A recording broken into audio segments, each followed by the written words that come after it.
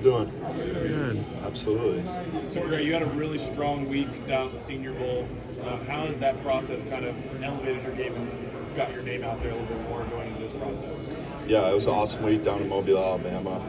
Being able to play football again and get back in those shoulder pads was awesome, and I think that's just kind of the ability to go down to an all-star game and play football and kind of showcase who you are as a football player against that elite competition is super important in this process, and the Senior Bowl does it the right way down there, and had a pretty good week. Gray, if you had an opportunity to be drafted by the Lions, there would be a potential that you would maybe have to kind of redshirt that year and flex in and out. Is that something that you're open to doing, or you just want to get out there and start immediately? Yeah, I think the mindset coming in is you want to learn as much as you possibly can and understand that there's a growth aspect going from college to the NFL. So when you kind of come into a new ball club, you want to learn from those vets and try and be the best player you can be and have an impact. And the competitor in me wants to go out there and kind of play right away and start playing football because you never know when this game's going to be taken away from you. So, yeah, but understanding there's a process to becoming a good football player in the NFL. Have you had a chance to formally meet with the Lions this week? Informally, yes. So was able to meet with their assistant offensive line coach, and it was a good time. Versatility is obviously just position versatility being important at this level to an offensive. Yeah, it's extremely critical the NFL to be able to play multiple positions. At the end of the day, I'm an offensive lineman. It just depends on what hand you put down, what set you take on the position you play, and then if you have to snap the football. So that's the big part about this process is understanding that you never know what position you're going to have to play on any given week, and going out there and just being the best football player you can be is really critical. In your conversations with the team, has there been a position that really stands out that pros really feel like you're going to play? Yeah, I would say offensive line. Yeah. Not tight end? Yeah, maybe tight end. I don't know. I got pretty good hands, so we'll have to see. Have you met with the Buccaneers this week? Yes, I have. Was Yep. that formal or informal? That was a formal interview. It went well. Really kind of got a pretty good buddy down there, so it'd be pretty sweet to meet back up with him. So. What's your prediction for your 40 time tomorrow? 40 times tomorrow. I'm not sure. Hopefully kind of that 4-4, 4-5 range. No, I have no idea. We'll have to see. If you wound up with Ben Johnson in Chicago, he liked to do all kinds of stuff with Penei Sewell. Do you feel like you could be a quarterback if need be? Yeah. Well, I played quarterback till 8th grade year, and then they kind of saw my body frame and said, go have fun on the offensive line protecting people. So I was a pitcher in baseball, so I think throwing a football is kind of a hidden talent of mine, and maybe a team sees that in me. Have you had a chance to meet with the Chicago Bears? Yes, sir. How'd that meeting go for you? It went well. They're kind of a really talented football team. I love their QB, love watching him play and make plays. I'm training with a buddy who played for him at USC, so being able to watch his highlights and understand how special his talents are is pretty cool. What was in your pitching arsenal as a baseball player? Fastball,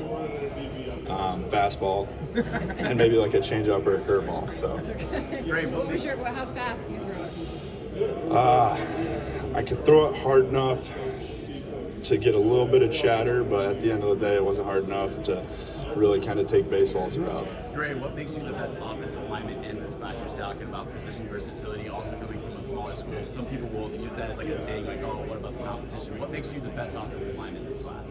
Yeah, I kind of got that competition aspect throughout this process, and then going down to the Senior Bowl and having a good week down there is just kind of goes to show that everyone puts on their shoulder pads the same way. Everyone bleeds red. Everyone wears a helmet out on that football field. So if you're a good football player, teams are going to find you, and being able to showcase something like that at the Senior Bowl is pretty critical for me. Have you spoken to the students about this process?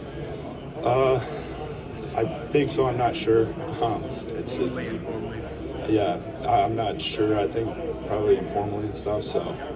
Have you talked to Cody Bouts about kind of going through this process? What advice is he giving?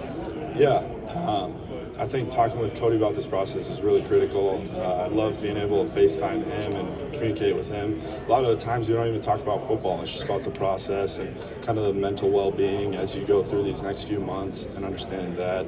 but he's given me a lot of really good insight on what to expect and kind of how to handle situations. You met with the Houston Texans while you were here? Yes, sir. Is that a formal meeting? Yes, sir. Gray, what kind of feedback have you gotten in your meetings in terms of where these teams might want to play you on the line? Yeah, the feedback's been really good. I'm not really sure I can give you a certain position because every single team kind of views me differently. And having that availability is kind of the best ability to have in this process, and understand that I'm an offensive lineman, I'm a football player. It doesn't really matter what position you play, it just matters where you line up, and you're going to have to block somebody at the end of the day. Do you have a thought as to what your best position on the line in the NFL might be? Yeah, I'd probably say offensive line. That's your go-to. Yeah. Yeah, so Yep. Study moment where you saw something on tape leading up to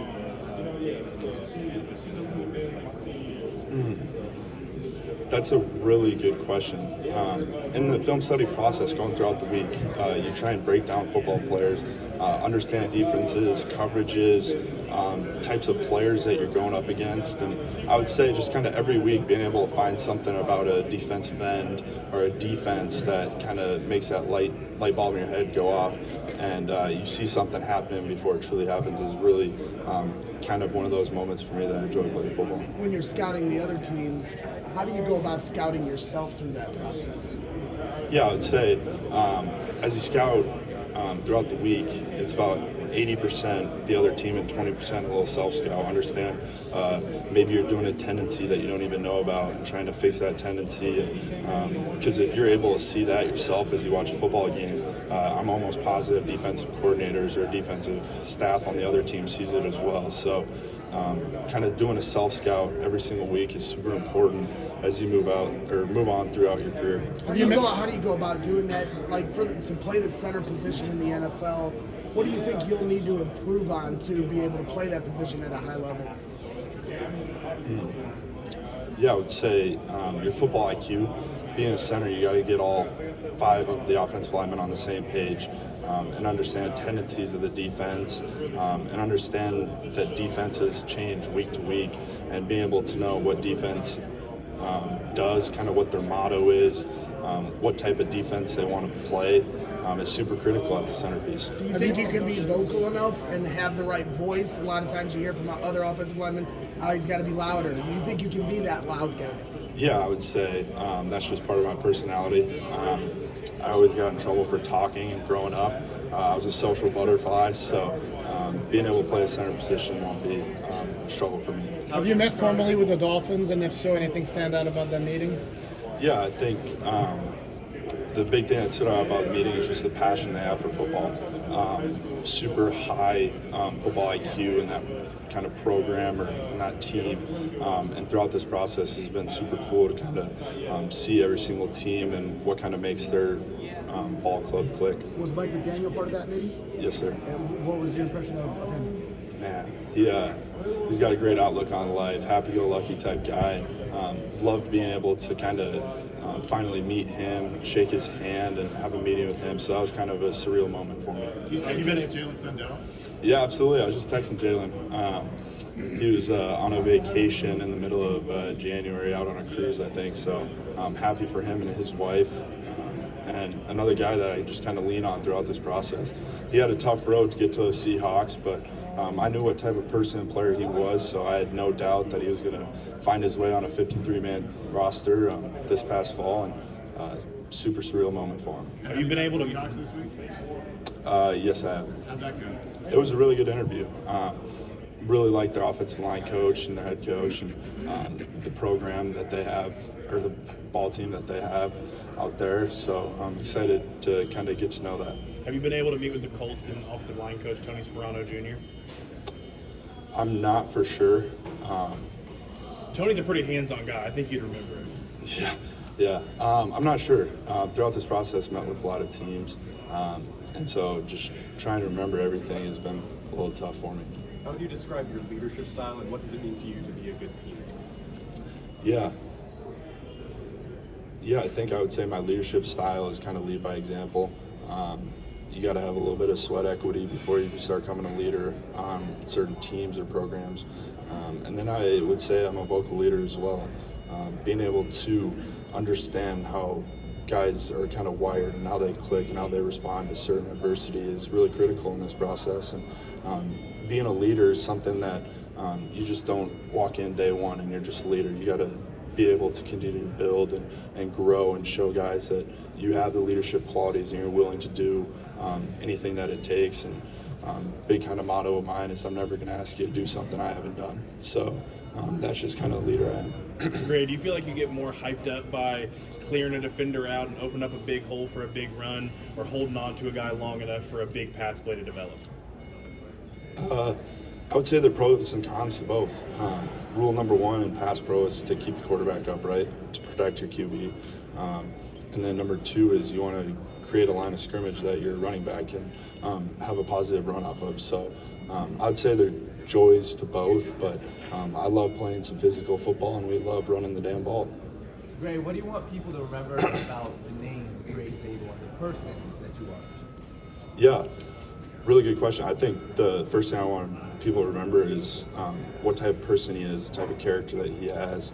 And then also on the football field, to understand he's a guy that's willing to do whatever it takes to make sure his QB stays upright, to keep the quarterback clean and protect that guy. Because especially playing left tackle this past year, you got the blind side. And understanding that role and kind of having that on your shoulders, it drives a human being to be the best that you can be and understand that you're protecting the QB at all times. Did you play with the Bengals? Not sure. Ray, who would you say are your top 3 goal linemen in the game? Top 3 offensive line in the game today. I'd say number 1 would be Penei Sewell. Just the physicality he has in the run game is unbelievable. Number 2 would be Rashawn Slater out at left tackle. Guy that was told he had too short arms to play out at tackle, but has continued to play at an all-pro level every single year. And then number 3 would have to be my buddy Cody. I love seeing that red hair flowing out of the back of his helmet and just having fun out there playing football. Those would probably be my 3 guys that I love to watch. Gray, you said you liked enjoying what you saw from Caleb Williams' film. What excites you about a guy that can extend plays like that, but also the difficulty when someone can extend plays? Yeah, I think that's really important. And to understand what type of QB you have is super important. I know the talents that Caleb has are pretty remarkable. His feet is unbelievable, but at the same time, there is pros and cons. And that's with every single QB. So understanding who you have back behind you and what you got to do, because at the end of the day, your job is to protect him and make sure he doesn't get touched. Have you met with the Raiders, and if so, what stood out? Yeah, I have. I would just say the big thing that stood out with the Raiders is kind of the fresh blood in their program, the new coaching staff, and their passion they have for football. I mean, they want to win right away, and that was very evident in that meeting. And be able to meet with those guys was a surreal experience, and to especially get to know as much about football from them, because they have a lot of years of knowledge in that coaching staff, and just trying to be a sponge and soak up as much as I can. Ray, what are your favorite things from growing up in a farm life? Favorite things. I would probably say the biggest thing about growing up while having a family farm would have to just be the work mentality that you have. Yeah, you get in trouble growing up, or you get in a fight with your brother or something, you're immediately going to pick rocks or pull weeds. So understanding that and trying to be as nice as possible to your brothers is probably a big thing, but it's just something cool to be able to get out and kind of be out in the country and be able to work and do stuff and watch crops grow is super cool. And I just think the whole thing about farming and planting in the spring, you don't get a harvest till fall, and you got to watch that crop grow and develop. That's football as well. Like, you're not a finished product until you're done playing football. So just to continue to grow every single day is one thing I took away from farming that I'm super grateful for. Have you met with the Jaguars this week? I'm not sure. I probably will at some point. Excited to get to know about them in the program. They got a Hall of Fame left tackle in the front office and Hunter Zelli. What would it be like knowing a Hall of Famer if they picked you, saw that kind of talent? Yeah, it'd be super cool. and just be able to learn as much as I can, because guys that have done it at a high level for that long have unbelievable knowledge, and being able to understand kind of how they got there and kind of what they had to do to have that type of career would be super cool to kind of talk about and learn from. What kind of coach are the Lions getting in Tyler Roll? T-Roll, he's my guy. I love that man. They're getting an unbelievable person, first off. The energy that he has every single day is unbelievable. I don't know how he does it. He doesn't do caffeine, I think, or maybe he does now, but to have that energy every single day is remarkable. And he's a dude that could get you to run through a brick wall just by having a simple conversation with him. So I was bummed to see him leave North Dakota State, but he's an unbelievable coach, and I'm super excited for his family and his kids to have this opportunity to go and coach in Detroit. So super excited for the Detroit tight ends and what type of coach they got. Thanks, Greg. Thanks, Greg. Absolutely. Appreciate it, Greg. Thanks. Thank you, Greg. Take care.